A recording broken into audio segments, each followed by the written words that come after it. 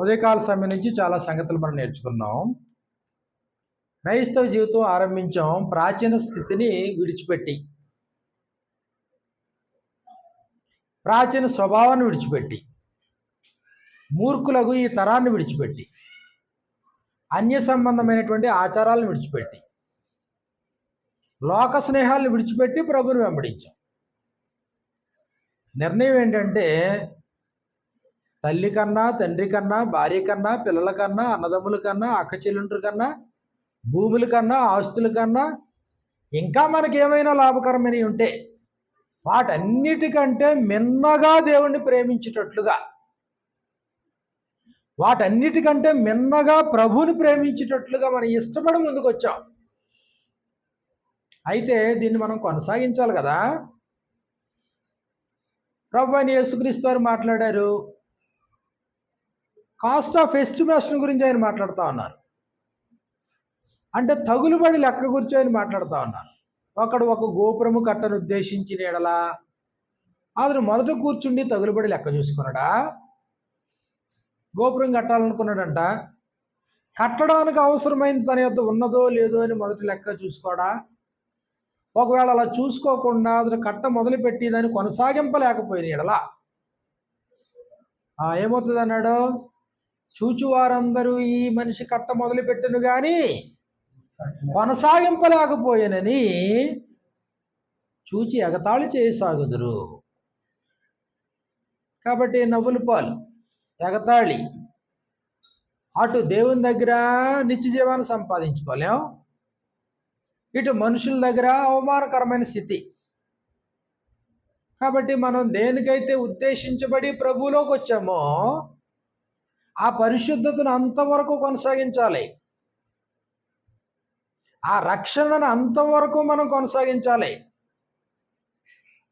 ప్రభువైన యేసు శిష్యుడిగా ఉండగోరేటువంటి వారిని గురించి మాట్లాడుతూ లోకాసు వార్త 14వ అధ్యాయము 27వ వచనం నుండి మనకు ఆ సంగతులు మనకు రాయబడ్డాయి. ఇప్పుడు మనం ఏ సంగతులు అయితే మనం నేర్చుకున్నామో ఆ సంగతిలో ఒకడు ఒక గోపురము కట్టను ఉద్దేశించిన ఎడల గోపురాన్ని గురించి మాట్లాడాడు. ఒక రాజు మరొక రాజుతో యుద్ధము చేయబోనప్పుడు యుద్ధాన్ని గురించి మాట్లాడాడు. రెండో సంగతి, తన దగ్గర 10,000 మంది సైన్యమే ఉందంట, కానీ ప్రత్యర్థి దగ్గర 20,000 మంది సైన్యం ఉంది. 10,000 మంది సైన్యముతో ఆ రాజుని ఎదుర్కోగలడో లేదో మొదటే చూసుకోడా? ఒకవేళ ఎదుర్కొన్న శక్తి అతనికి లేకపోతే ముందుగానే వెళ్ళి రాయబారం కోరుకుంటాడు కదా. కాబట్టి ఆ ప్రకారమే ఇదో క్రైస్తవ జీవితాన్ని ఆరంభించామంటే ముందు చూపు లేకుండా ఆరంభించామా? ప్రభు అన్ని చెప్పకుండా మనకు దాపరికం దాచాడా? గ్రంథం స్పష్టంగా ఉంది, అపోస్తలుల ఉపదేశం స్పష్టంగా ఉంది, మనకు ఉపదేశించేటువంటి వారు స్పష్టంగా మనకున్నారు. చక్కగా ఉపదేశాన్ని తేటతల్లంగా వింటున్నాం. మన పరిస్థితి ఏంటో, ఏం వదులుకోవాలో, ఏం వదులుకుని ఆయన దగ్గరికి రావాలో, ఆయన దగ్గర ఏం దొరుకుతుందో, ఈ లోకంలో ప్రతిఫలం ఏంటో, ఈ దేహాన్ని విడిచిపెట్టిన తర్వాత ప్రతిఫలం ఏంటో, ఈ పరిస్థితులన్నీ మనం అవలోకన చేసుకుని అవగాహనతో అడుగు పెట్టినప్పుడు ఇప్పుడు కొనసాగించేటువంటి ఈ ప్రయాణంలో ఆటంకాల వలన, అవరోధాల వలన ప్రయాణం క్యాన్సిల్ అయిపోతుంది. లేకపోతే మళ్ళీ తిరిగి భ్రష్టులు అయిపోయే పరిస్థితి ఉంటుంది. ఒకసారి వెలిగింపబడి పరలోక సంబంధమైన వరం రుచి చూచి పరిశుద్ధాత్మలో పాలివారై దాన్ని అనుభవపూర్వకంగా తెలుసుకున్న తరువాత తప్పిపోయినటువంటి వారు, అలాంటి వారిని మరలా నూతనపరచడం అసాధ్యం అన్నాడంతే. వారి కడవరి స్థితి మొదటి స్థితి కన్నా మరీ చెడ్డదై ఉంటుంది అన్నాడు. కాబట్టి ఆరంభించాం జీవితాన్ని, ఆ దేవుడు కృప చూపించాడు, ప్రభు మన కొరకు ప్రాణం పెట్టాడు, మనం ప్రవేశించాం రాజ్యంలోనికి. ఇది సాగిపోవడానికే తప్ప ఆగిపోవడానికి కాదు, వెనుదిరగడానికి కాదు. ఒకవేళ అలాగ మళ్ళీ వెనుదిరగడానికి ఒకవేళ ఏవైనా బలమైన కారణాలు ఉన్నాయంటే అదిగో మూడవ బలమైన కారణం, మాదిరి చూపించలేని నాయకత్వం. నాయకత్వం అన్నప్పటికీ ఒకేసారి సంఘ పెద్దలను, లేకపోతే పరిచారకులను, లేకపోతే సువార్థికులను, ఉపదేశకులను మాత్రమే తీసుకొని అవసరం లేదు. కారణం ఏంటంటే, మాదిరి చూపించాల్సింది ఎవరో అన్నప్పుడు ఇది అపోస్తలులు ఈ ప్రకారంగా చెప్తా ఉన్నారు. మాదిరి చూపించాలి. ఇదిగో అపోస్తలుడైనటువంటి పౌలు యవనస్తుడైనటువంటి తిమోతితో చెప్తా ఉన్నాడు, నువ్వు మాదిరి చూపించాలి. ఎవరికి అంటే విశ్వాసులైన వారికి మాదిరి చూపించు అన్నాడు. తిమోతికి రాసినటువంటి మొదటి పత్రిక 4వ అధ్యాయము 11-12 వచనాల్లో మనకి ఇలా వ్రాయబడింది, ఈ సంగతులను ఆజ్ఞాపించి బోధించుము, నీ యవ్వనమును బట్టి ఎవడునూ నిన్ను తృణీకరింపనీయకుము. అంటే యవ్వను గురించి మాట్లాడుతున్నాడు. ఇప్పుడు యవ్వనుడా ముసలోడా? వయసులో యవ్వనుడు తిమోతి, పౌలు గారికి కుమారుడిగా పేర్కొనబడినవాడు. యవ్వనుడిగా ఉన్నావు, అయితే నీ యవ్వనాన్ని బట్టి ఎవరునూ తృణీకరింపనీయకము గాని మాటలోను, ప్రవర్తనలోను, విశ్వాసంలోను, పవిత్రతలోను విశ్వాసులకు మాదిరిగా ఉండుము. ఈ మాట అండర్లైన్ చేసుకోండి. ఎవరికి మాదిరి అన్నాడు ఇక్కడ? విశ్వాసులు. విశ్వాసులు అంటే ఆల్రెడీ సభ్యులేనా? సంఘంలో ఉన్నవారేనా? అంటే సంఘంలో వృద్ధులు ఉంటారు, వృద్ధ స్త్రీలు ఉంటారు, వృద్ధ పురుషులు ఉంటారు, సంఘంలో సువార్థికులు ఉంటారు, ఉపదేశకులు ఉంటారు, పరిచారకులు ఉంటారు, పరిచర్య చేసే స్త్రీలు ఉంటారు, ఇది అప్పటికప్పుడే పుట్టొచ్చిన వాళ్ళు కూడా ఉంటారు. సంఘములో ఇన్ని కేటగిరీ మనుషులకంట ఎవరు మాదిరిగా ఉండాలన్నాడు? వయసులో పెద్దోడా? యవ్వనస్తుడైన నీవు నీ యవ్వనాన్ని బట్టి తృణీకరింపనీయకుండా మాటలోను, ప్రవర్తనలోను, ప్రేమలోను, విశ్వాసములోను, పవిత్రతలోను విశ్వాసులకు మాదిరిగా ఉండు. అపోస్తలుడైనటువంటి పౌలు తన గూర్చి మాట్లాడతా, ఇదిగో ఒకప్పుడు నేను పూర్వము దోషకుణ్ణి, హింసకుణ్ణి, హానికరుణ్ణి, కానీ పరమతండ్రి నన్ను కనికరించాడు. ఎందుకు కనికరించాడు తెలుసా అన్నాడు. తిమోతికి రాసిన మొదటి పత్రిక 1వ అధ్యాయం 16వ వచనంలో, ఆయనను నిత్య జీవము నిమిత్తము తనను విశ్వసింపబోవు వారికి నేను మాదిరిగా ఉండులాగున. విశ్వసింపబోవు వారికి, వీళ్ళెవరెళ్ళం? వీళ్ళెవరో తెలియదు. ప్రస్తుతం ఇదిగో మనం ఇక్కడ ఉన్నాం, విశ్వాసులుగా ఉన్నాం. మన తర్వాత ఇంకా ఎవరు రాబోతున్నారో మనకు తెలియదు. నీ కుటుంబం అయి ఉండొచ్చు, నీ ఇరుపొరుగు వారై ఉండొచ్చు, నీ స్నేహితులై ఉండొచ్చు, నీ బంధువులై ఉండొచ్చు, పొరుగువారై ఉండొచ్చు, ఇంకా అనేకులైనటువంటి అన్యులు ప్రవాహం వచ్చినట్టుగా రావచ్చు. అయితే విశ్వాసులకు మాదిరిగా ఉండమని చెప్పాడు తిమోతితో. ఇప్పుడు పౌలు ఏం చెప్తున్నాడు? విశ్వసింపబో వారికి మాదిరిగా ఉండులాగున నేను కనికరించబడ్డాను. మాదిరికరం విశ్వాసము కలిగిన వారికి, విశ్వసించబోయే వారికి కూడా. ఎవరో సంఘంలో ఉండే యవనస్తులైనా, వృద్ధులైనా, పురుషులైనా, స్త్రీలైనా, స్వార్థికులైనా, ఉపదేశకులైనా, కాపరులైనా, ఎవరైనా. కాబట్టి ఇది ఎవరికో నాయకత్వం వహించే వాళ్ళకి లేండి, ఇది ఎవరికో గొప్ప గొప్ప వాళ్ళకి, ఇది ఉపదేశకులకి. వాళ్ళ మాదిరి చూపించాలి, కరెక్టే, వాళ్ళ మాదిరి చూపించాలి. కానీ బైబిల్ గ్రంథంలో మనం చూసినప్పుడు సరైనటువంటి మాదిరి లేనప్పుడు, మాదిరి చూపించేవాళ్ళు లేరనుకోండి, అప్పుడు ఏమవుతుంది? అప్పుడు వెనకున్నటువంటి వారు గాడి తప్పే ప్రమాదం ఉంది. మాదిరి చూపించాల్సినటువంటి నీవు విశ్వాసులకు మాదిరిగా నువ్వు బ్రతకపోతే వెనకున్నటువంటి వారందరూ గాడి తప్పే ప్రమాదం ఉంది. అంటే నీ ప్రభావం అనేకుల మీద పడబోతుంది, సంఘంలో కానీ సంఘమునకు వెలుపట కానీ. అందుకని నీ ప్రవర్తన దగ్గరికి వచ్చేటప్పటికి పరిశుద్ధాత్ముడు ఏమని రాయించాడంటే, సంఘమునకు వెలుపటి వారి ఎడలా కూడా మంచి సాక్ష్యం పొందినవాడు అయ్యాడు. కేవలం సంఘంలోనేనా? కేవలం నీ ఇంట్లోనేనా? ఇంట మంచి సాక్ష్యం ఉండాలి, సంఘంలో మంచి సాక్ష్యం ఉండాలి, సంఘమునకు వెలుపటి వారి ఎడలా కూడా మంచి సాక్ష్యం పొందినటువంటి వాడు అయి ఉండాలి. ఇశ్రాయేలు నాయకత్వం ఉంది. ఇశ్రాయేలుని ఏలడానికే దేవుడే వారికి రాజు అయి ఉన్నా కానీ వారు భౌతికమైన రాజును కోరుకున్నారు. రాజు పరిపాలించేవాడు. కానీ కొన్ని సందర్భాల్లో నాయకత్వం చూపించాల్సిన రాజులు గాడి తప్పారు. అంత మాత్రమే కాదు, నాయకత్వంలో ప్రవక్తలు ఉన్నారు. పాత నిబంధనలో ప్రవక్తలు గాడి తప్పారు, సరైన మాదిరి చూపించలేదు. కాపర్లు, ఇశ్రాయేలు కాపర్లు అన్నాడు, కాపర్లు కూడా సరైన మాదిరి చూపించలేదు. ఫలితంగా తరతరాలో ఇశ్రాయేలు వారు పాపం చేయడానికి కారకులయ్యారు అని చెప్పాడు గ్రంథం. ఇప్పుడు అపోస్తులుడైన పౌలు, నేను మీకు మాదిరి, నేను మాదిరి ఉన్న ప్రకారం గురిపెట్టుకుని వాడిని కనిపెట్టుకుని చూడండి అన్నాడు. అనేకులు క్రీస్తు శిలువకు శత్రువులుగా నడుచుకొనుచున్నారు, నాశనమే వారి అంతము, వారి కడుపే వారి దేవుడు, వారు తాము సిగ్గుపడవలసిన సంగతులు యందు అతిశయపడుతున్నారు, భూ సంబంధమైన సంగతులు యందే మనస్సుంచుచున్నారు.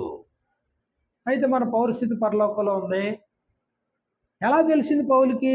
ఇదిగో నేను క్రీస్తువుని వెంబడించాను, క్రీస్తు ప్రభు చెప్పాడు, ఇదిగో నేను మీకు మాదిరి. పేతురు రాసిన మొదటి పత్రిక 2వ అధ్యాయము 21వ వచనం మనం చూసినప్పుడు, ఆయన పాపం చేయలేదు, ఆయన నోట ఏ కపటం కనబడలేదు, దూషించబడి బదులు దూషించలేదు, అవమానం నిర్లక్ష్య పెట్టి సిలువను సహించి ఆయన తన జీవితాన్ని జీవించాడు. ఆయన ఇదిగో నేను మీకు చూపించినటువంటి మాదిరిలో అడుగు జాడల్లో మీరు కూడా నడిచిపోండి అన్నాడు. పౌలు ఏమంటాడు? ఇదిగో నేను క్రీస్తు ప్రభుని మాదిరిగా పెట్టుకుని నేను జీవించాను, మీరు నన్ను మాదిరిగా పెట్టుకుని జీవించండి అంటే, ఇప్పుడు నాయకత్వము, మాదిరికరమైన నాయకత్వము ఆరోగ్యకరమైన స్థితిని ఏర్పాటు చేస్తుంది. లేదు, ప్రభు మాదిరి బాగుంది, అపోస్తులుడైన పౌలు మాదిరి బాగుంది, అయితే విశ్వాసులైనటువంటి మన మాదిరి వెనకున్నటువంటి వారికి సరిగా లేదనుకోండి, అప్పుడు పరిస్థితి ఏమవుతుంది? అప్పుడు మన ప్రభావం ఇతరుల మీద పడదా? నాయకత్వం యొక్క ప్రభావం పడదా? ప్రభు అయిన యేసుక్రీస్తు వారు భూమి మీదకి వచ్చేటప్పటికి శాస్త్రులు, పరిచర్యల యొక్క పరిస్థితి అది. మత్తయి సువార్త 23వ అధ్యాయంలో మనం చూసినప్పుడు ఇదిగో ఖచ్చితంగా మాట్లాడాడు ప్రభు, మీరు అందులో ప్రవేశింపరు, ప్రవేశించు వారిని ప్రవేశింపనియరు, మీరే అడ్డమన్నాడు అంతే. చూడండి ఒకసారి మత్తయి సువార్త 23వ అధ్యాయంలో మనం చూసినప్పుడు, మత్తయి సువార్త 23వ అధ్యాయంలో మనకి ఈ ప్రకారంగా మనకు వ్రాయబడింది. అక్కడ శాస్త్రులు, పరిచర్యలను గూర్చినటువంటి ఆ సంభాషణ ప్రభు అయిన యేసుక్రీస్తు వారు మాట్లాడారు.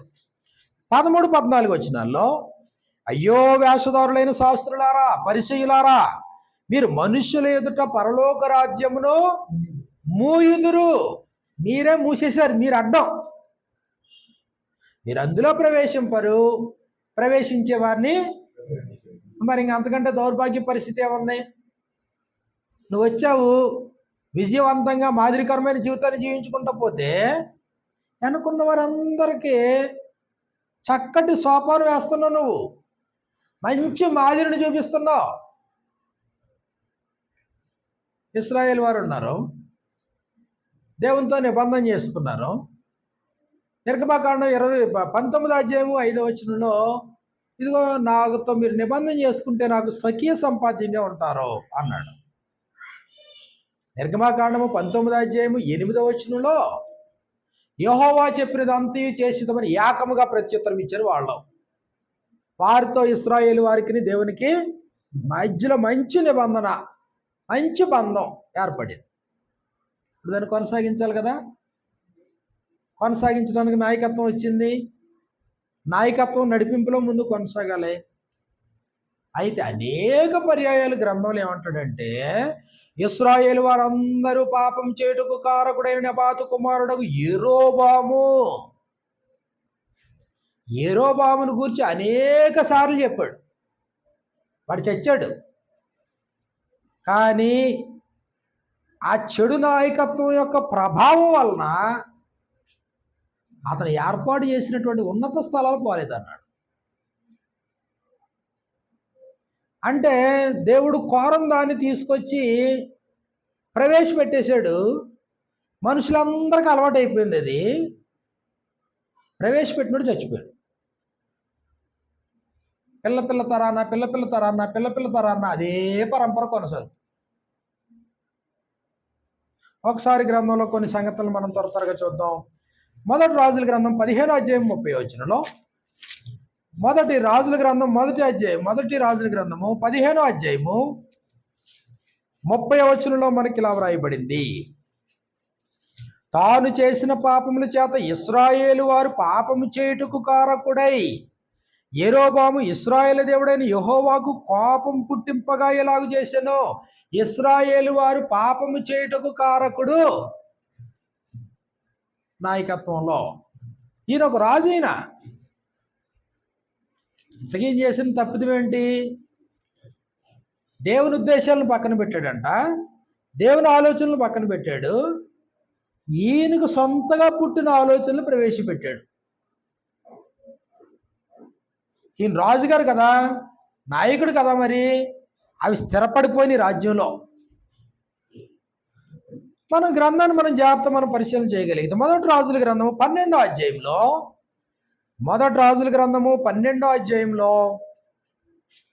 27వ వచనం మనకి ఇలా వ్రాయబడింది. యెరోబాము తన హృదయమందు తలంచి, ఈ మాట అండర్లైన్ చేసుకోండి, తన హృదయంలో పుట్టిందంట ఒకటి. ఏం పుట్టింది? ఇదిగో యెరూషలేము ఉంది, యెరూషలేములో మందిరం ఉంది, ఇశ్రాయేలు వారందరూ సంవత్సరానికి 3 సార్లు అక్కడికి పోవాలి, అక్కడ పండగ ఆచారాలు అన్నీ చేయాలి, అక్కడ ఆరాధన చేయాలి. అయితే ఇప్పుడు రాజ్యం విభాగింపబడిన తర్వాత విభాగింపబడినటువంటి రాజ్యానికి ఈయన రాజు అయ్యాడు. ఇప్పుడు ఈయనకి ఆలోచన ఏంటో తెలుసా? ఈ 10 గోత్రాల వారు యెరూషలేముకి వెళ్ళిపోతారేమో, కాబట్టి దానికి ప్రతిగా ఇక్కడ బేతేలులో దీన్ని ఒక పుణ్యక్షేత్రం చేద్దాం. ఈ 10 గోత్రాల వారు చెదిరిపోకూడదు, నా మీద తిరుగుబాటు చేయకూడదు, ఆ రాజుకు దగ్గర అయిపోకూడదు. చూడండి ఒకసారి 26వ వచనంలో, ఈ జనులు యెరూషలేమునందున యెహోవా మందిరమందు జనులు బలులు అర్పించుటకు ఎక్కిపోచుండిన యెడల ఈ జనుల హృదయం యోధారాజైన రెహబామును తన యజమానుని తట్టు తిరుగును.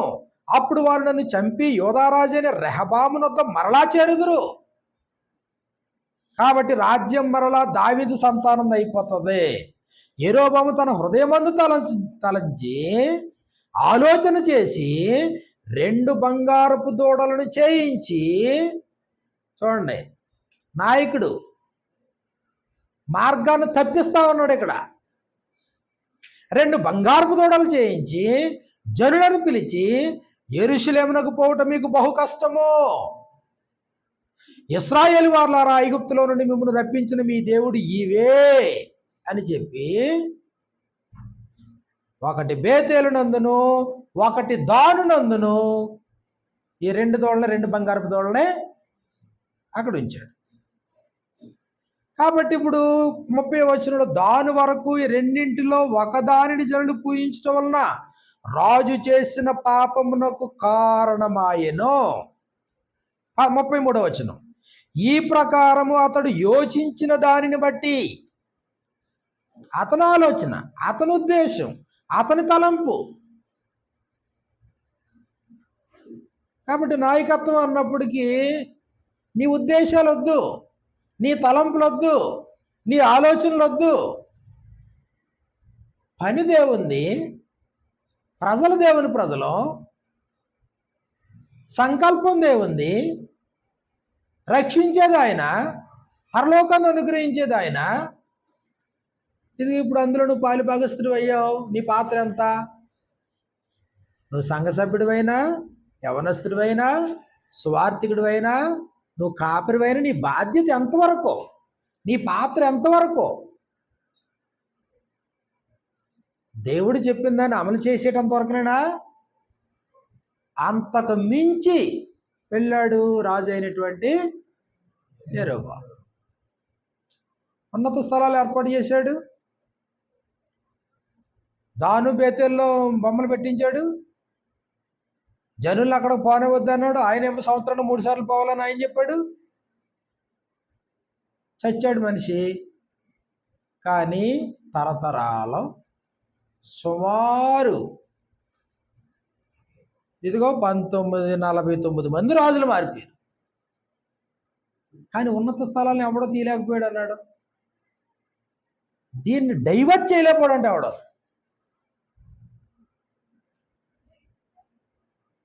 నాయకత్వపు లోపం వలన, మాదిరి చూపించలేని నాయకత్వం వలన నువ్వు 4 రోజులు బతికి చచ్చిపోతావు.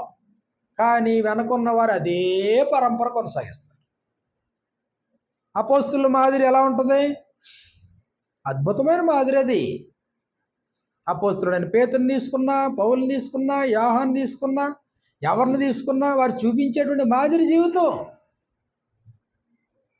ఎక్కడైనా ప్రభు ఉపదేశానికి ఏమైనా కల్పించారా? ఎక్కడైనా దేవుని చిత్తానికి ఏమైనా జోడించారా? ఉన్నది ఉన్నట్టుగా ప్రకటించారు అంతే. ఇదిగో అపోస్తులు అంటారు, మేము మీకు మాదిరి ఉన్నట్టు, మాదిరిగా ఉన్నవాడిని మీరు గురిపెట్టి చూసుకోండి. ఇదిగో ఎవడైనా మమ్మల్ని చూస్తే లేఖనముల యందు వ్రాసి ఉన్న సంగతులను అతిక్రమింపకూడదని నేర్చుకోవాలన్నారు అంతే. మమ్మల్ని చూసేవాడికి ఏమర్థం అవ్వాలో తెలుసా? లేఖనముల యందు వ్రాసి ఉన్న సంగతులను అతిక్రమింపరేళ్ళో అనే సంగతి అర్థం అవ్వాలంట. అది నిజమైన నాయకత్వం అంటే లేఖనాలను ధిక్కరించరు, అపోస్తుల బోధన దాటుకుని పోరు, అపోస్తులు ఏం ప్రకటిస్తే దాంట్లోనే నిలబడతారు. కాబట్టి అనేకులు పాపం చేయడానికి నువ్వు కారకుడు అవుతావా? నీ చెడు మాదిరి వలన, నీ నులివెచ్చని స్థితి వలన, లేకపోతే చెడిపోయినటువంటి నీ ప్రాచీన స్వభావం వలన, చంపలేని నీ దురాశల వలన, స్వకీయమైన దురాశలకు అనుకూలమైనటువంటి బోధకులు నువ్వే ఏర్పాటు చేసుకోవడం వలన వెనకున్న వచ్చే వారందరికీ మాదిరిని చూపిస్తావా? చెడు మాదిరిని చూపిస్తావా? కాబట్టి మర్చిపోవద్దు, ప్రయాణం కొనసాగలేకపోవడానికి కారణం ఏంటంటే మన ముందున్నటువంటి నాయకత్వం లోపం. వారు అందులో ప్రవేశించరు, ప్రవేశించేవారిని ప్రవేశింపనీరు.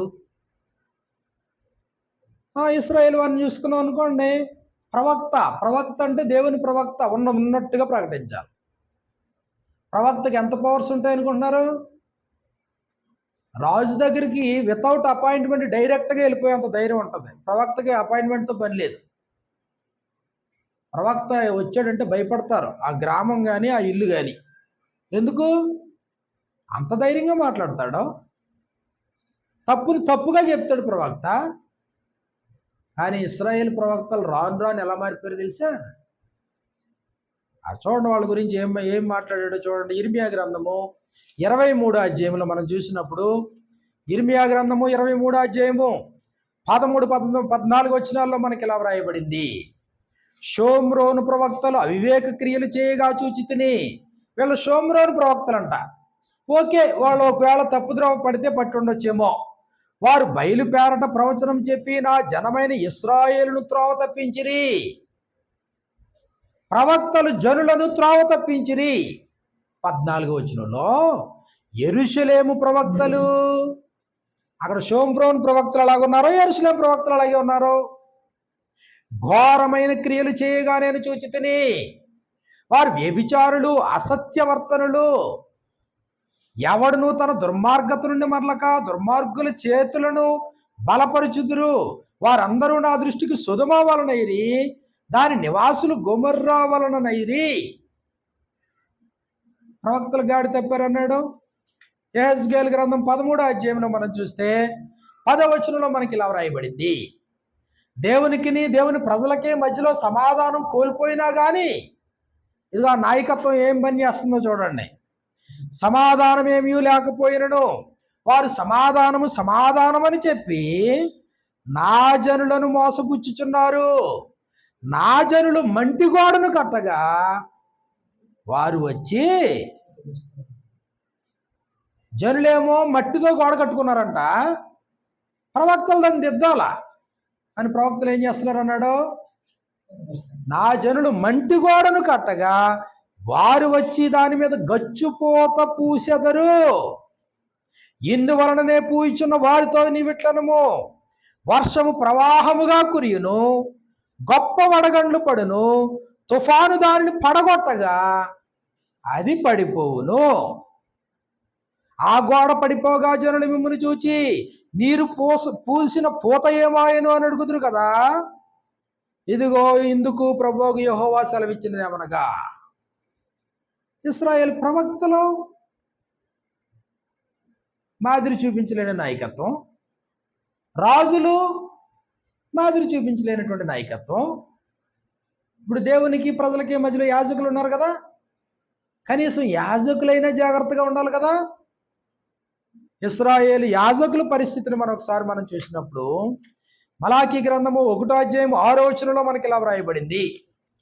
మలాకీ గ్రంథము 1వ అధ్యాయం 6వ వచనంలో, నా నామమును నిర్లక్ష్యపెట్టు యాజకులారా, నేను తండ్రినైతే నాకు రావాల్సిన ఘనత ఏమాయను, నేను యజమానుడినైతే నాకు భయపడేవాడు ఎక్కడ ఉన్నాడు. అది యాజకులు ఏం చేస్తున్నారు, యెహోవా నామాన్ని ఘనపరచాల్సింది బదులుగా నేను తండ్రినైతే నాకు రావాల్సిన ఘనత ఏది. యాజకులు గాడి తెప్పారు, ప్రవక్తలు గాడి తెప్పారు, రాజులు గాడి తెప్పారు. దేర్ఫోర్ టోటల్గా సామాన్య ప్రజలు ఏమయ్యారు. ఇప్పుడు ఈ ప్రయాణం కొనసాగలేకపోవడానికి అవరోధాల్లో ప్రధానమైన అవరోధం ఏంటంటే లోపభూయిష్టమైన నాయకత్వం, మాదిరి చూపలేని నాయకత్వం. అపోస్తలులు చెప్పారు, అబద్ధ ప్రవక్తలు ప్రజలలో ఉండిరి, అటువలనే మీలోను అబద్ధ బోధకులు పొందురు. మీరు తమను కొనిన ప్రభును కూడా విసర్జించుచు తమకు తామే శీఘ్రముగా నాశనము కలుగు చేసుకొనొచ్చు, నాశనకర్మకు భిన్నాభిప్రాయములు రహస్యంగా బోధించుదురు. మరియు అనేకులు వారి పోకిరి చేస్తున్న అనుసరించి నడుతురు, వీరిని బట్టి సత్య మార్గము దూషింపబడును. వారు అధిక లోబులై కల్పనావాక్యములు చెప్పుచు మీ వలన లాభం సంపాదించుకుందరు. వారికి పూర్వం నుండి విధింపబడిన తీర్పు ఆలస్యం చేయదు, వారి నాశనము కునికి నిద్రపోదు. క్రీస్తు సంఘమే అన్యాచారాలు ఎక్కడి నుంచి వచ్చినాయి? అన్యాచారాలను సమర్థించిన వాళ్ళు ఎవరో ఆలోచించండి ఒకసారి. క్రీస్తు సంఘమే ఉపదేశంలో ఏముందో అది కాకుండా దాన్ని మించిపోయి ఎలా ప్రవర్తించగలవు? సమర్థిస్తున్న నాయకత్వం ఎక్కడ? ప్రభు ఖచ్చితంగా మాట్లాడాడు సహవాసాన్ని గురించి, దేవుడు ఖచ్చితంగా చెప్పాడు సహవాసాన్ని గురించి, అపోస్తలులు ఇంకా ఖండితంగా మాట్లాడారు సహవాసాన్ని గురించి. క్రమం ఉంది, అక్రమం చేస్తే అక్రమం చేసేటువంటి వారితో సహవాసం చేయొద్దు అన్నాడు. అనేక ఉదాహరణలు గ్రంథంలో ఉన్నాయి. కొరింథీ పట్టణం ఉంది, కొరింథీ పట్టణంలో ఒకడు తన తండ్రి భార్యను ఉంచుకున్నాడు, వ్యభిచారం జరుగుతుంది అన్నాడు. ఇట్టి జారతో అన్యజనులో కూడా జరగదు అన్నాడు. ఇట్లుండి మీరు పొంగుచున్నారే కానీ నాయకత్వం, అసమర్థమైనటువంటి నాయకత్వం. ఇప్పుడు దీని ప్రభావం ఎంత మీద పడుతుంది? ఇది దాని పౌలు ఏం చెప్పాడు? ఇదిగో సహోదరుడు అనబడిన వాడు ఎవడైనను ఇలాగుంటే అట్టి వానితో సహవాసము చేయకూడదు, కలిసి భుజించను కూడదు అని చెప్పాడు. ఇప్పుడు నాయకత్వం కరెక్ట్గా దాన్ని అమలు చేసింది అనుకోండి, ఆ వ్యక్తులు 4 రోజులు ఉండిపోతారు, కానీ ఆ పరంపర చాలా జీవితాల మీద ప్రభావం చూపిస్తుంది. లేదు సమర్థించే నాయకత్వం అయితే దాని ప్రభావం అనేకల మీద పడుతుంది. పాపం పైన ఉదాసీనత ప్రకటించారు. పర్వాలేదులే, సర్దుకుపోదాంలే, ఇలాగైతే బ్రతకలేము, ఇలా అయితే కొనసాగలేము. గ్రంథంలో ఎక్కడది కనపడదు. ఎవడైనను మేము ఉపదేశించినటువంటి బోధకే లోబడకపోతే అలాంటి వానితో సహవాసం చేయొద్దు అన్నాడు. తెస్సలోనికైలకు రాసినటువంటి పత్రికలో మనం చూసినప్పుడు, తెస్సలోనికైలకు రాసినటువంటి 2వ పత్రిక 3వ అధ్యాయము 6వ వచనంలో మనకి ఇలా వ్రాయబడింది.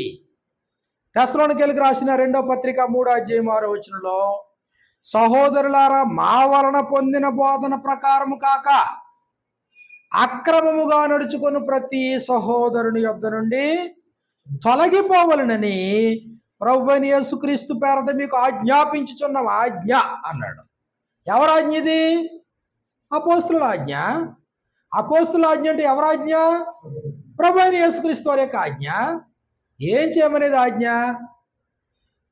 మేము చెప్పినటువంటి మా వలన పొందిన బోధన ప్రకారం కాకుండా అపోస్తుల బోధకు భిన్నంగా ఒకవేళ ఎవడైనా ప్రయాణం చేస్తుంటే స్థానిక సంఘంలో, అలాంటి వానితో అక్రమముగా నడుచుకొని ప్రతి వాని యొద్ద నుండి తొలగిపోండి. అమలు చేసే నాయకత్వం ఎక్కడ? అమలు చేసే యవనస్తుడు ఎక్కడ? అమలు చేసేటువంటి లీడర్షిప్ ఎక్కడ? అమలు చేయకపోతే దీని ప్రభావం ఎంత? అతని మందంలో ఒక యెరొబోమే కనబడుతున్నాడు. ఒకవేళ అలాంటి యెరొబోములు అనేకులు ఉంటే భవిష్యత్ తరాలకి సంఘం యొక్క పరిస్థితి ఏంటి?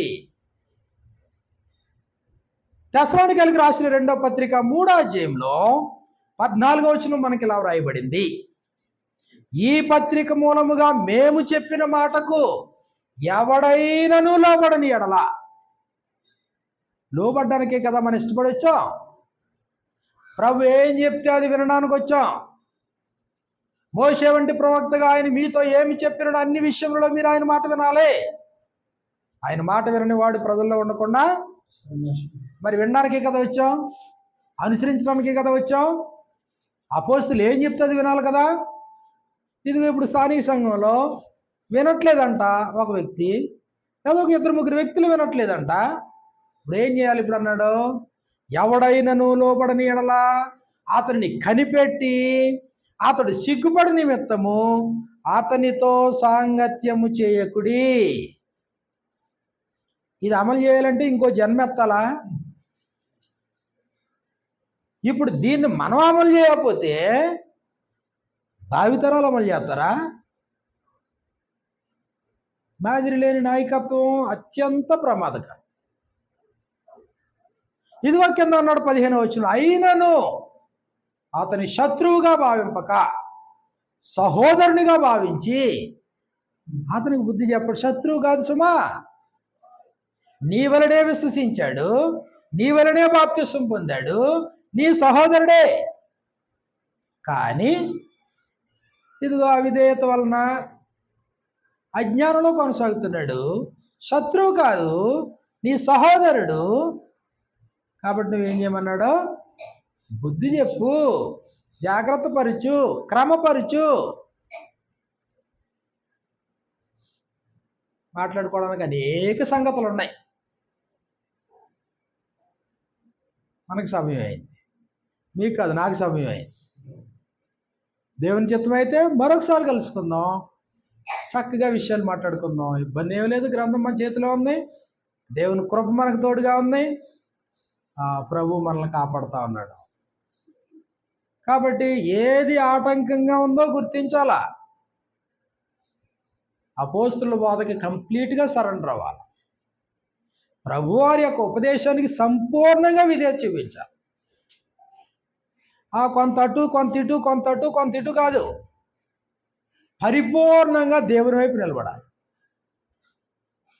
మళ్ళీ లోకం వైపు వెనక్కి తిరగకూడదు. వచ్చాం, నువ్వు వచ్చిన స్థలం మంచిది, నువ్వు వచ్చినటువంటి రాజ్యం మంచిది, దీవెనకరమైందే, ఆశీర్వాదమునకు వారసులవుటకు పిలువబడ్డాం, క్రీస్తుతోటి వారసులుగా బ్రతకడానికి పిలువబడ్డాం, పరిశుద్ధులుగా జీవితాన్ని కొనసాగించడానికి ఇష్టపడ్డాం. కాబట్టి దాన్ని కొనసాగిందాం, ఒకరినొకరు పురుగొల్పుకుందాం, ఒకరినొకరు క్షమిందాం, ఒకరినొకరు ప్రేమిందాం, ఒకరినొకరు బలపరుచుకుందాం, ఒకరి తప్పిదాలు ఒకరు దిద్దుకుందాం. పరిపూర్ణతలో సాగడానికి ఎల్లప్పుడూ సిద్ధపడదాం. లోపాలను కప్పెట్టుకోకుండా లోపాలను దిద్దుకునేటువంటి ప్రయత్నం చేద్దాం. ఆయన కృప ఎల్లప్పుడూ మనకు తోడుగా ఉండాలని మరి తండ్రి అయిన దేవుణ్ణి విజ్ఞాపన చేస్తూ వీళ్ళ ప్రతి వారికి హృదయపూర్వకమైన కృతజ్ఞతలు తెలియజేస్తూ వాక్యాన్ని ముగిస్తూ ఉన్నాను. అందరికీ హృదయపూర్వకమైన కృతజ్ఞత.